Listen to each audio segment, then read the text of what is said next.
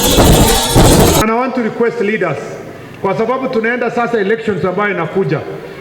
Please, nawaomba viongozi wa Kenya wote kwa sehemu yote tufanye kampeni zetu kwa njia ya amani.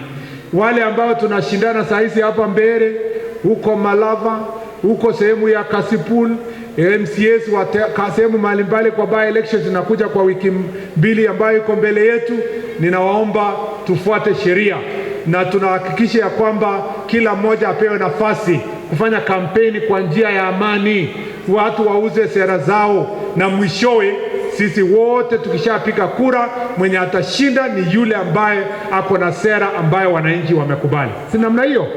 Hiyo ndio uongozi ambayo tunataka kwa sehemu hii, na askari wetu wako chonjo, wako tayari kwa sehemu hizo za Kasipul, kwa sehemu huko la Ukunja, kwa sehemu ya Malava, kwa hapa Mbeere, kwa sehemu zote ambazo Mbeere North na sehemu zingine penye tuko na by elections.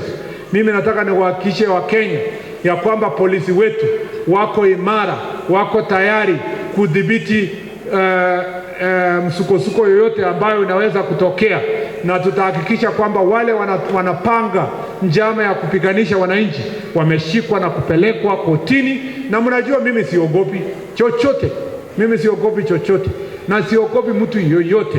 Mimi nimeona mengi na Mungu amenibariki kunipatia kazi ya kusaidia rais, na rais ametupatia kazi kuhakikisha nchi yetu iko salama. Tutatumia hiyo amri ya wananchi na uwezo kutoka wananchi wenye alipatia rais kulinda wananchi ili mali yao na maisha yao ikuwe salama.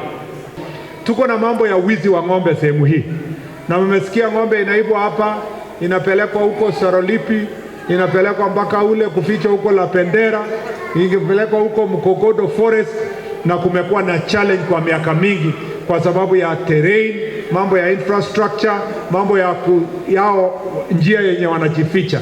Tumeleta different camps ya police officers kuja pande huu na wamefanya kazi nzuri, lakini haijatosha, bado wizi ya ng'ombe inaendelea.